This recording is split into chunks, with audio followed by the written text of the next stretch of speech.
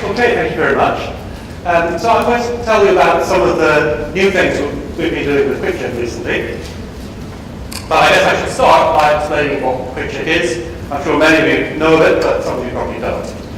So let me start by asking you all, who really, really, in their heart of hearts, loves testing?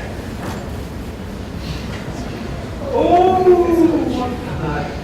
at least half dozen. Very good. Yes, but those of us who do love it, we're relatively on our own. And let's just consider why that is. So, why is testing hard? Oh, look.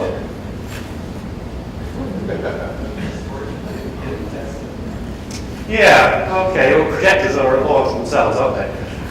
I don't think this is going to matter. So, imagine that you've got a collection of features that you want to test. So, you might write 3 or 4 tests per feature, maybe.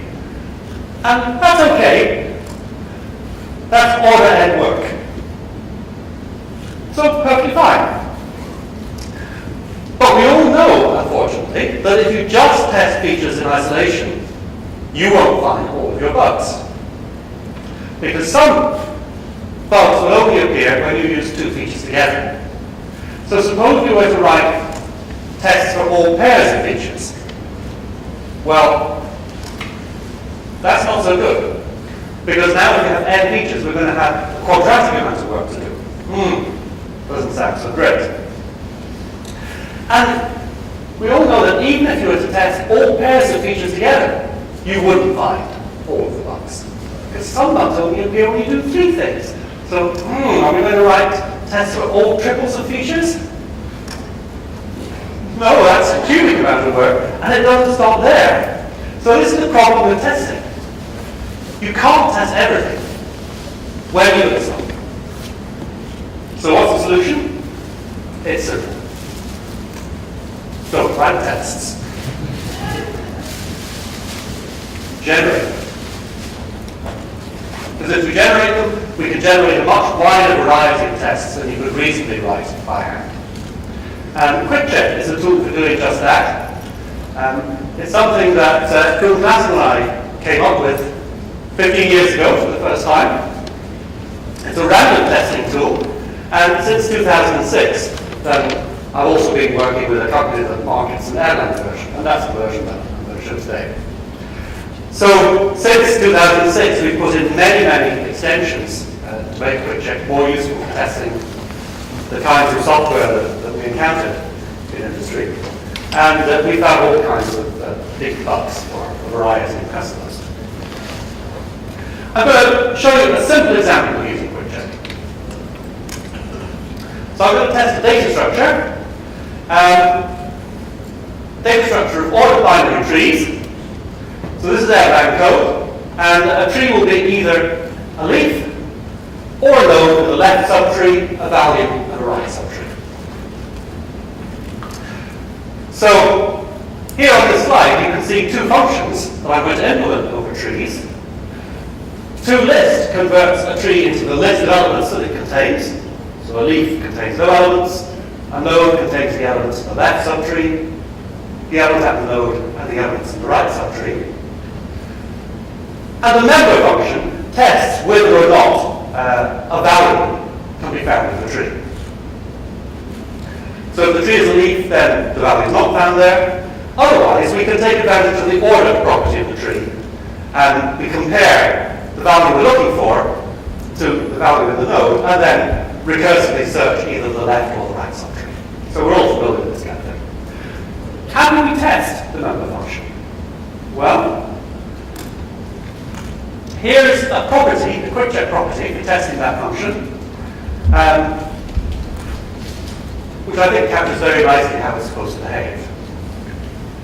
So this is a property definition, or it's just an Erlang function definition. You can read it as, for all x and t, which are generated by this, which are a natural number and one of these trees, then the member function that I've just defined on trees should return the same result as the member function on lists if I first convert the tree to a list. So this is, I think, a property that should fairly obviously be true. And it illustrates a general way of coming up with properties. That if we've got a complex data structure like trees, maybe we can map it to a simpler one like lists, and then perform the operation on the simple data structure and use that to decide if the operation on the more complex one is correct. So when we use QuickCheck, we write a property like this that just says, this test should pass for all x and t's, and then we generate tests to see if it does. Okay, so let me show a demo. I will go to the outline redevelop print loop. We can see almost the full screen here, that's okay. So I'll compile my trees function, trees module. And now, to test that property I showed you, I'll call QuickCheck and I'll pass it from the trees module the prop member function as an argument. And QuickCheck will then generate random trees and hopefully the test will pass. Oh, no, they didn't. So what's happened here is that QuickCheck has generated a number of random trees and run tests which passed, but after 10 tests, a test failed. And here we see the tree for which the test failed. It contains -1, 1, 2, 3. And the member function returned the wrong result of that when we search for one of it. So this is a randomly generated test case. And after that has been found, QuickCheck starts shrinking the test case, which means that we take the failure we found and we try and simplify it. And we search for a simpler but similar test case that also fails. And that has ended up producing this test case here. If you search for one in the tree containing 0 and 1, with the one with the right subtree of the root, then the member function on trees returned false, and it should, of course, return true. So I just want to show you that if I run this several times, then we get different random trees. There's the random one. If I run a few times there. Oh, come on. Every now and then. Oh, there, here we are. So now we've got a much larger random test case. And quite often, in more interesting scenarios, we start off with a very large random test case that fails. But nevertheless, shrinking has still shrunk it down to a very simple example.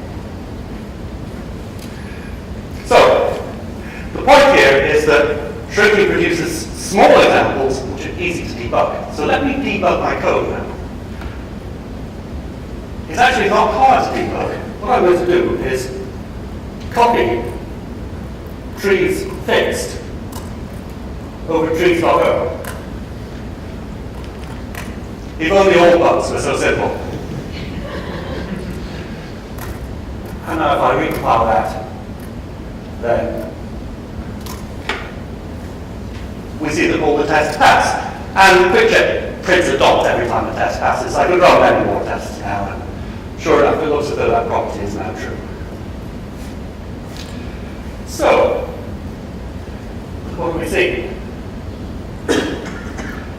Well, we've seen QuickCheck generating random tests, and we've seen the shrinking. The shrinking is really a very essential part of QuickCheck, because it takes randomly generated tests, which usually contain a lot of noise. Random tests contain a lot of noise. That is their purpose. A lot of noise is good for provoking failures, but it's terrible for debugging.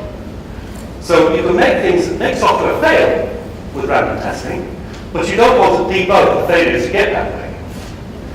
The shrinking process that generates a small failing test, we think of as extracting the signal from the noise. So what we get is some kind of minimal test case that you can't make any smaller without making it pass. So we get a test case where everything it contains is a necessary part of what's needed to make the test fail. And that gives you a lot of information for debugging. So this is very, very nice. And we've used QuickCheck in the way that I've just shown you for many years with great success. But wait a minute. My example was gone. What was that example again? Anybody remember the example that failed? I don't. So, one of the consequences of the way we use QuickCheck is that when a test fails and we fix the bug, the example goes away. But you might like to keep the example so that you can make sure, among other things, that you really fix that bug. How do we know that the fix I made fixed the bug I was finding?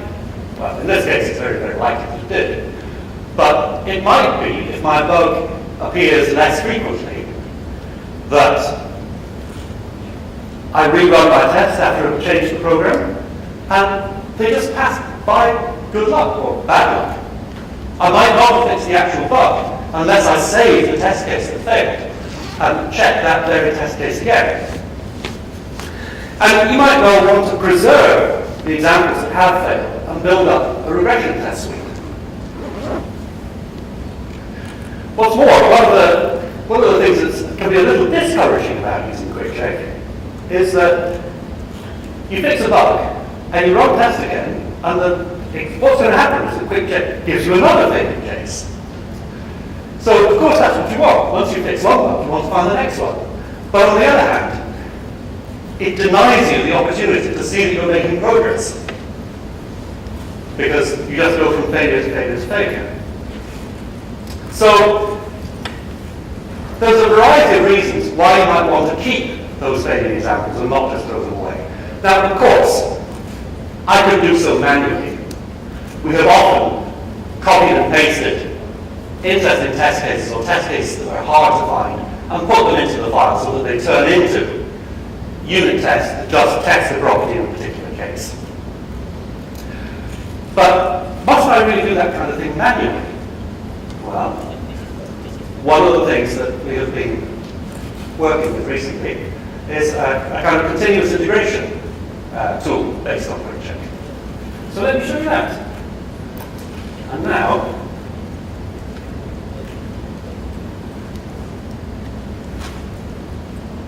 it's really important that the internet works. But I think it does.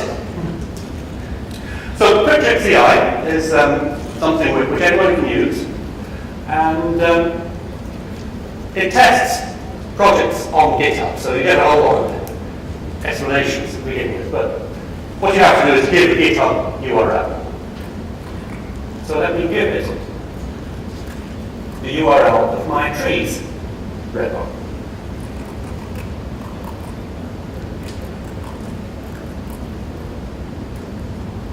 Okay, project has been registered. Good. And that's Quviq.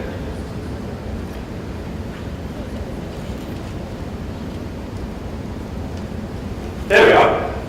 Okay, so now I've added the project, and I've built the code, and I've tested properties that I've found in it. But what you see here is that my project has, in principle, a collection of modules. In fact, there's only one, the trees module. And it's on a red background, so we know that tests in that module fail. And I can also look at the coverage of the code. So I'm getting 100% coverage of the trees module, which is kind of nice. And we have a coverage tool quite like. So here is the code of the trees module. And up here you can see how often we cover different parts of the module. Can you read the code on that? Shall I make font bigger? Yes, I will. Okay, so here is, for example, an ordered property. And this says that all trees give you an ordered list when you convert them to a list. If I hover over this, then you get to see, oh yes, prop order was called once to build the property. The body was executed 100 times. We ran 100 tests. The order function was called 100 times. ToList in the leaf case was called 1,000 times. And you can see which properties called it and how often. The other case was called fewer times, but still quite a lot. So why is ToList being called so many more times than the others? Well, because it's recursive. Recursive calls get counted as well. So you get a lot of information about how often each part of the code is being tested. Here's my member function. We hit the leaf case 132 times, the node case 195, and you can see x less than y 58 times, x equals y 86, x greater than y 51 times. So you get a lot of information about how often things are being tested and which property tested them. If I go back to the first page, make it a little smaller, I think. Click on that, we can see that the trees module contains two properties. Prop order, that I just showed you, that one passed 100 tests, and prop member, that failed the very first time. And there is the example that provoked the failure. But look, there's a little carrot here. Why is it carrot? Well, if I open up that property, then we can see that it actually failed more than once. So we see a collection of examples. In this case, we found two examples. They both contain 0 and 1, but I was looking for different values. And now let me open up information on just one example. I can look at the coverage of the example too. Okay, so here we're not covering anything like as much code. What are we seeing here? We're seeing which code was covered by that test that failed. Let's look at it. Okay, this is test case generation code, which of course wasn't used since I hadn't a test case to run. I didn't generate anything. Look at the member function. Can you guess where the bug might be? Remember, green means covered, red means not covered. So in this case, red is good and green is bad. So we only executed the x is less than y branch of member, and so that must be, well, either that or in the false case, that must be where the bug is. And if you look at it, if x is less than y, then I test whether x is a member of the right subtree. But that's wrong, isn't it? If x is less than y, then I also test whether x is a member of the left subtree. So it's very easy with this coverage information, sometimes at least, to see where the bug is. We can just direct your attention straight to it. Now then, let me.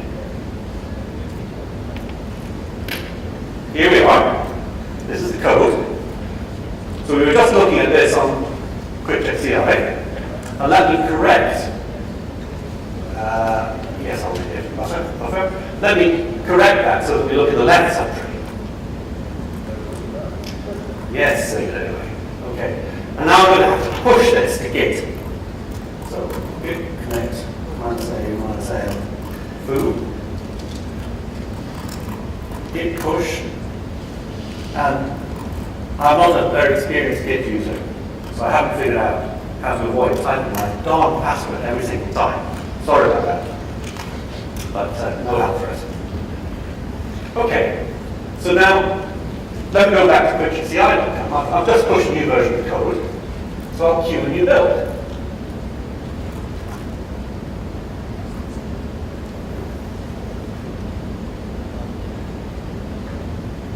Oh, here's a new build at the top. Look, it still failed. The trees module still failed. Prop member still failed.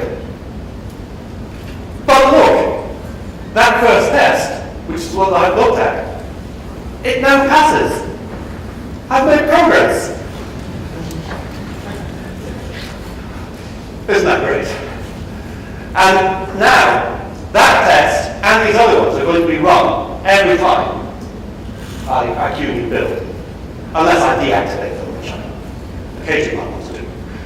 Okay, let's look at this one. This is test 414, example 414. So if I look at the coverage of this, scroll down to the main function again. Oh, this is testing the other branch. Look, I was at least consistent. So if x is greater than y, then I wrongly looked in the left branch. Of course, I should look in the right. So let me fix that part too. Oops. And push that to get.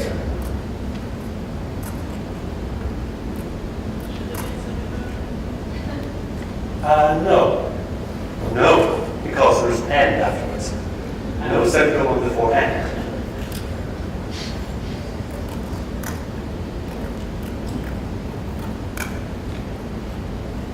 Okay, and now, like you build.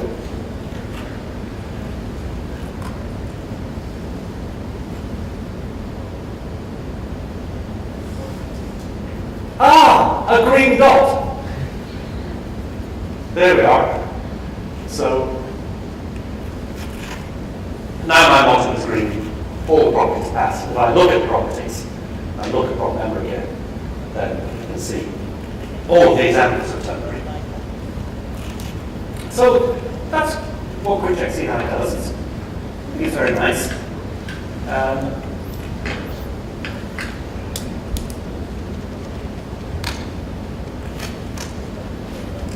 So QuickCheck CI collects failed tests for you, and it builds up a regression suite automatically. So as I said, that has the benefit that you can see that you're making progress, which is always nice.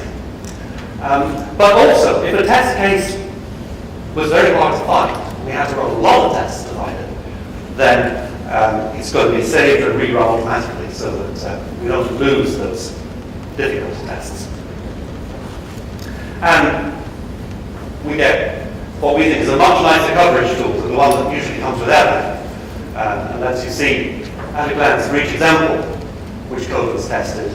The darkness of the green tells you how often code was executed, so you can see directly whether your test case distribution is good or not. And it helps to localize bugs. Okay, I'm going to show you another example using QuickCheck CI. And this is an example that I use quite a lot. I'm going to show you how we do state machine testing. And I'm going to test the Erlang process registry. So this is a kind of local name server for Erlang processes. And there's really only two functions that I'm going to test. One that adds a process identifier to the registry with a given name, and the other that removes it. That's what register and unregister do. But in my tests, I'm going to need to include a third function. Because obviously I can't register the process ID unless I create a process. So I'm also going to include calls to spawn, which will create new processes, which are just being created as dynamic test data, so that I can put them into the registry. Okay, so what's different about testing this kind of system? Well, the registry has an internal state. So tests are no longer going to be just straightforward, simple calls to one function. We're going to need to perform sequences of calls to the registry in order to test anything interesting. And I'm going to go through this example. I am not going to find any bugs in the process registry. Not surprisingly. But that's okay, that's not really the point. I'm going to show you how I can fix inconsistencies between my QuickCheck spec and the system. And what is a bug? Well, it really manifests as an inconsistency between the spec and the code. Sometimes it's the code's fault, and we call it a bug. Sometimes it's the spec's fault, and then we call it, a mistake in the specification. What I'm going to be doing is I'm going to reverse engineer some preconditions for the operations in the registry. So the way that we do this is that we generate sequences of API calls, sequences of calls to register and unregister, and we define an Erlang model of the state. And then we define for each API call how the model state is changed. So you can think of this as a little like using a list to model the binary tree a few minutes ago. And now I'm going to write post conditions that check the actual results from the calls. In fact, will I use post conditions this time? Maybe not, but we can. And then when the test fails, what the shrinking is going to do is remove the unnecessary calls. Because usually a generated test case will be a long random sequence. And what we want is just a few calls that are needed to provoke a failure. So how do we do this? Well, I've got to model the registry state, and I'm going to do it with an Erlang record with two fields. One field is just going to collect all of the PIDs, the process identifiers that I've spawned. So I need those as test data so that I can call register.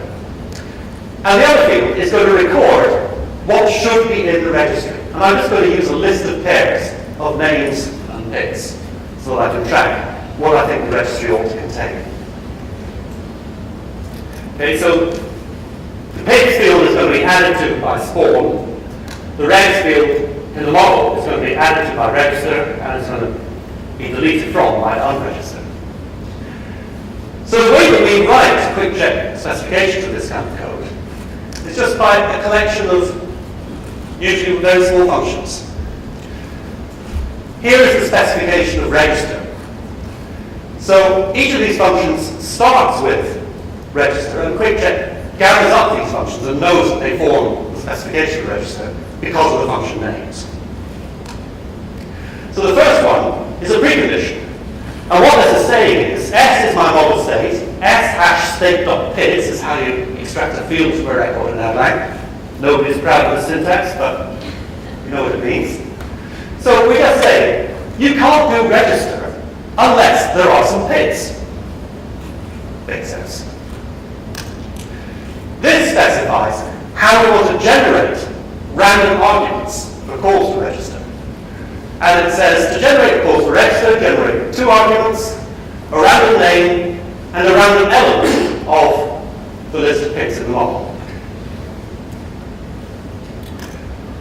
This is how we will actually perform calls to register. So this is just a wrapper function in my local module, and in this case, all it's doing is it's calling the Erlang register function with the same arguments.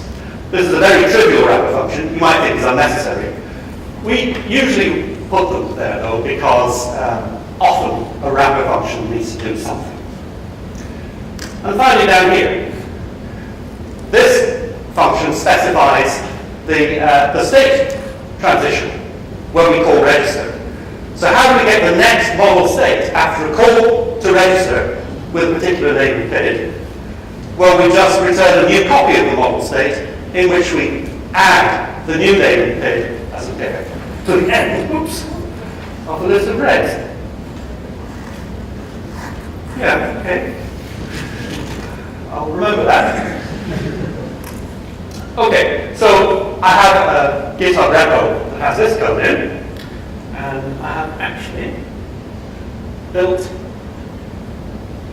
it earlier, so I can just find that. Should already be. There we are. Automation registry.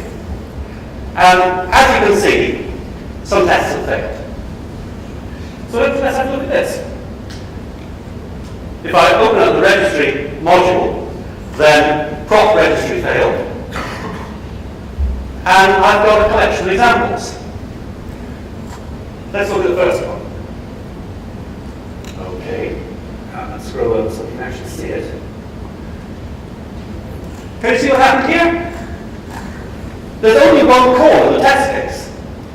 I called unregistered A, and unregistered raised an exception. That's why the test failed. It's a bad argument exception. So unregistered is complaining that A is a bad argument. Why might that be? It's not registered, of course. So we'll take that in a minute. But you shouldn't call unregistered unless the name is registered. If you do, make an exception. But let's scroll on here. See, we've actually got a couple of other test cases as well. Let's look at the second one. Okay, so this one calls spawn, and it gets a pid, and then it calls register to register that pid with the name A, and that returns true, so that works. And then it calls register again to register the pid with the name A, and that raised another exception. What's wrong this time? Registering the same name. Obviously I shouldn't do that. And if I look down here at the third example, what's this one doing? Well, this one's a bit more complicated. We've spawned something, registered it, unregistered A, that works, and then unregistered A again. And we got an exception. But as you can see, we've got a variety of failing tests in one go. Whereas previously, QuickCheck would normally give us just one failing test at a time. And they're interestingly different. If you look at these three examples, you can see that this one has a little caret on it. What does the caret mean? Well, it means that there is a similar example. And it's actually just the same, except that the name used is C instead of A. So, but we're able to classify further examples that we find as being essentially similar to what we've already seen. And so we can just select the examples that we show and free you from the need to look at a whole bunch of other things that don't really tell you anything new. Okay, what was the first problem? It was that unregister was being called on names that weren't registered. So let me just go to this repo and fix that. So I will add a precondition to unregister. Unregister pre, okay, that takes state and the list of arguments, which is just a name. And you should only call unregister if the name is a member of a tuple at position 1 in the model of the contents of the registry. Okay, so I think that should fix my bug. And what I need to do now, I need to go to the correct folder, git commit,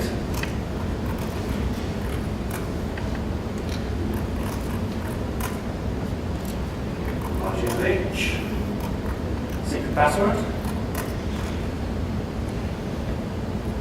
Okay, and now if I return here and queue another build,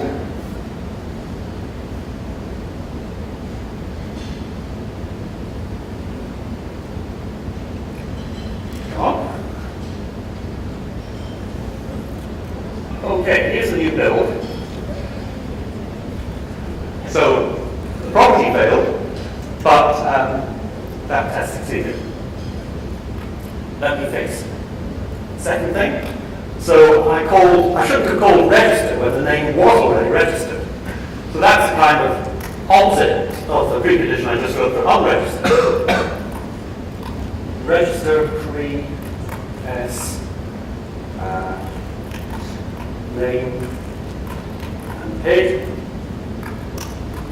is that it must not be the case that the name is a member of the model of the registry.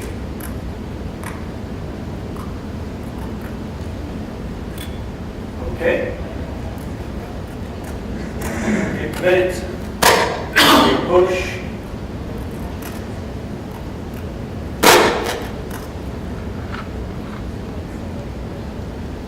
build.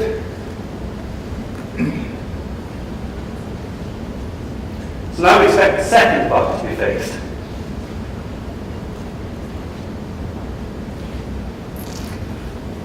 Solution be made, Phil? Yes? Oh, the second bug is fixed. But look, we found some new bugs. Let's look at one then.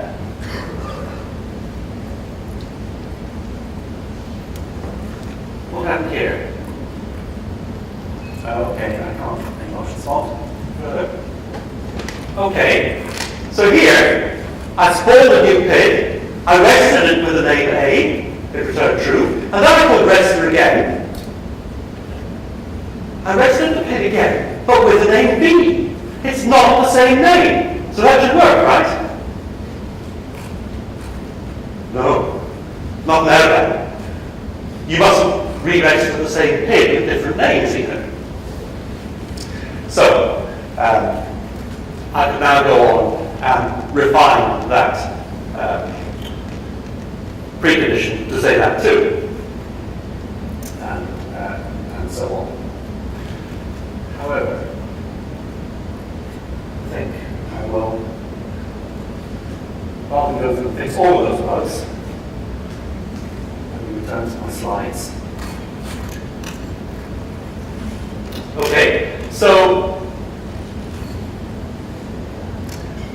what do we think? Well, we think that with these state machine models, we can quite conveniently specify the intended behavior of systems.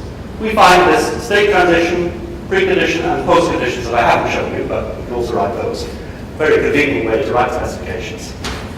And then we get a collection of interesting test cases with kind of the boring repetitions hidden, so we can browse the results of testing quite nicely. And you see me go through this process, or start going through the process here of reverse engineering specification. Now, you might think, okay, reverse engineering specification, that's really not realistic. Surely, when we test software, we already know the specification.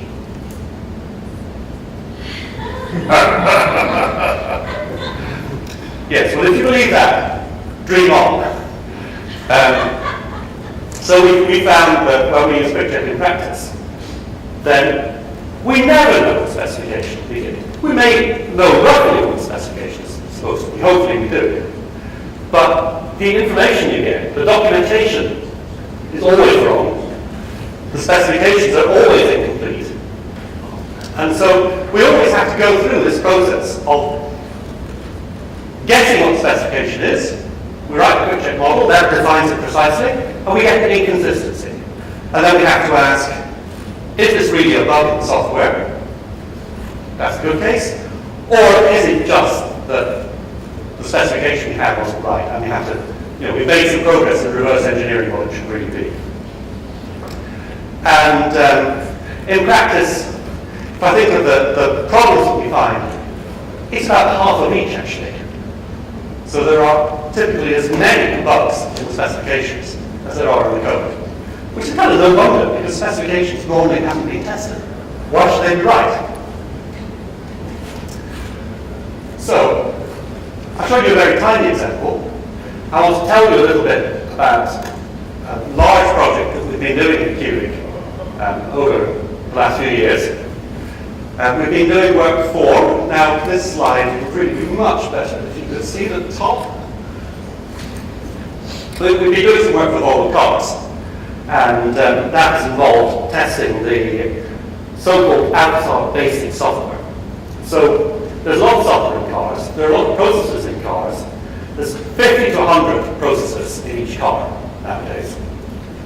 And of course they're there to run applications that open your windows or control your air conditioning or whatever.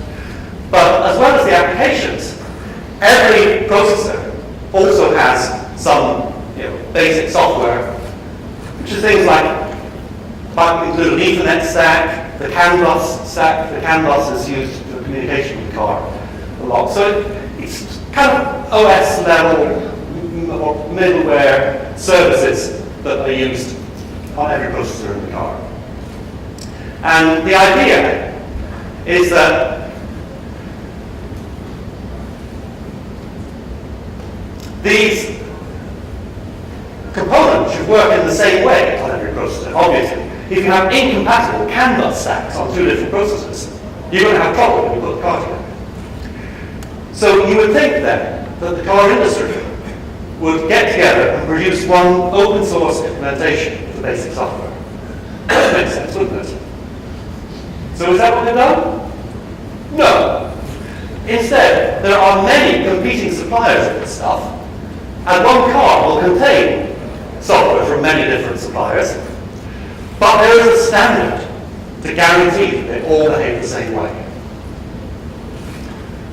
So there we are. You have standards, so it all works, right? Well, perhaps not. Volvo cars and Volvo trucks, their experience in both cases is that you buy software from different suppliers, they say it conforms to the standard, you put the thing together, and the car just won't boot. And of course, that's a big problem then for the car manufacturer, the system integrator. They don't even know whose fault it is. That's the first thing they have to figure out. So they hired us to write QuickCheck models for many of these components of basic software. And we've been testing software from many global suppliers. So how big a job was that? Well, each of these little colored boxes, that's a component. And each of those components has a PDF specifying how it should behave. Those PDFs are 1 to 200 pages each. So when you put all that together, we read 3,000 pages of PDFs. We turned it into 20,000 lines of QuickCheck code, which sounds like quite a lot, although much less than 3,000 pages. But it wasn't really more complicated than the code that I've shown you for testing the registry. It's the same kind of thing. So what this, the approach just works in the same way. We tested 1 million lines of C code from 6 different suppliers, and we found problems. We found more than 200 problems, of which more than 100 were not in the code, they were in the standard. I found one of those. I found a requirement for a little box, which was very clearly stated, and then underneath a paragraph explaining what the requirement meant. And the explanation directly contradicted the requirement. What would the core software developers do based on that kind of thing? Anyway, a lot of these things have been cleaned up as a result of our work. And we were able, in one case, to compare our test code to conventional test code, conventional test suite. And we found that our code was about 10 times smaller and tested more. So last week, we got a copy of the test cases that have been developed for the CAN bus by the Aftersoft Consortium. There are, if I remember rightly, 6 test cases. And they've taken 5 years to produce. So the first thing we did was, our guys at Quviq ran those test cases through our model. 3 of them didn't conform to the standard. And the other 3, they test a little. But, if you can't possibly test the complex piece of software like the Canvas stack with 6 test cases. It doesn't make sense. So, you might wonder when I show these tiny little examples of registry, does this approach scale? Yes, it scales. How do we do for time?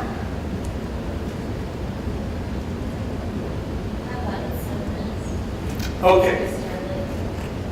Yeah, okay. I'll try not to use all of them. So, I want to tell you just 1 or 2 other things which are even more recent developments. One of the things, of course, one of the problems with using QuickCheck is that bugs are plural. That is, it's a kind of truism that there's more than one bug in the code that you're testing. So normally what we've done in the past is we'll run QuickCheck, we'll find the bug, and then there's not much point in running QuickCheck again. Because usually QuickCheck will shrink down and report the same bug again. So you have to do something. Well, what do you do when you find a bug? You fix it, obviously. You get a new version of the code on the test, you run QuickCheck again, you find a different bug, you fix that, and so on. It works very nicely. It's a very nice way to use random testing during development. There we are. But in this work with Volvo, then fixing the bugs wasn't so easy, because in most cases we didn't have source code. We got a Windows executable that we could test. So the fixing, that's done by the customer. And they weren't as quick as we usually are. I mean, it was a different team somewhere else. So we would send them a bug report, and then maybe 3 weeks later, we get a new version of the code with the bugs fixed. So in that setting, if we're not fixing the bugs ourselves, this bug is a test report. And I can tell you, if you send a report of one bug to the customer, they say, what? You start testing after finding one bug? They're not terribly impressed by it. So what we had to do, since we couldn't fix the code, was unfix the spec. So we've done a lot of work taking a perfectly good QuickCheck model of correct behavior and modifying it to reflect the known bugs in the software that we're testing. And if we model the bug correctly, then QuickCheck will then find the next one. So this worked, but it didn't really feel like the right thing to do. So something that we've developed very recently, it's a moment that's going under the name of more bugs. And what we've learned that we can do is compute some bug signatures from the failures we've already found. And once we've done that, then we can avoid testing similar things in the rest of the run of QuickCheck. So that means not only that we will just not record the same bug twice, but once we've found the bug, we'll direct our testing effort at other parts of the system. Parts of the system that we haven't broken yet. So that means that we can find deeper bugs much quicker. Because once we found, okay, this doesn't work, we don't bother running more and more tests of that. And this is, we've now got it fully automated, just about. And that's something that we're going to be able to put into QuickCheck CI, so that those collections of bugs that appear will be even more powerfully chosen. So that's something that we have developed as a result of doing this very big project. And in practice, it meant that instead of finding one bug in each run of QuickCheck, we would find 20 or more.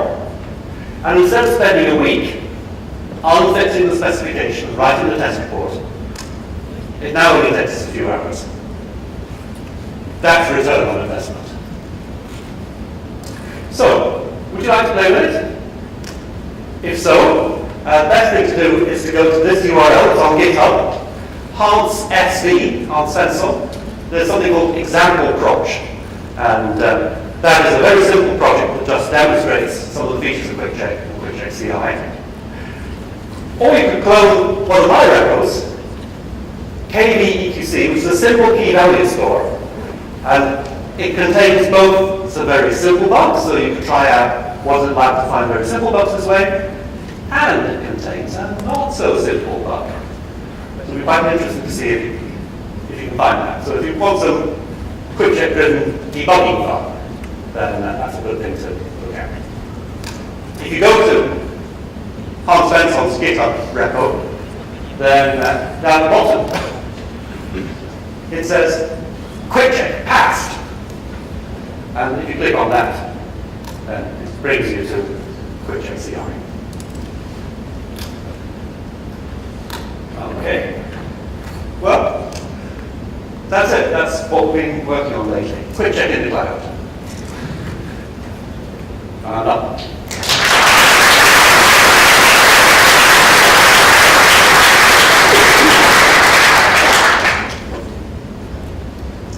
Technically, you have time for questions, but Bodil's got one. So the QuickCheck CI is amazing. But is it Erlang only? So it is Erlang QuickCheck, and so you write the properties in Erlang, but there's a C project that's being tested by Erlang there. So as long as you can invoke the code that you want to test from Erlang, then you can write the specification in Erlang. So I'm planning on supporting, like, say, this other language that you happen to co-create, like Haskell, for instance. Okay, I've heard Haskell. I was just wondering if you're going to support like QuickCheck for Haskell or similar languages. That might be fun. There's nothing happening along those lines yet. Oh,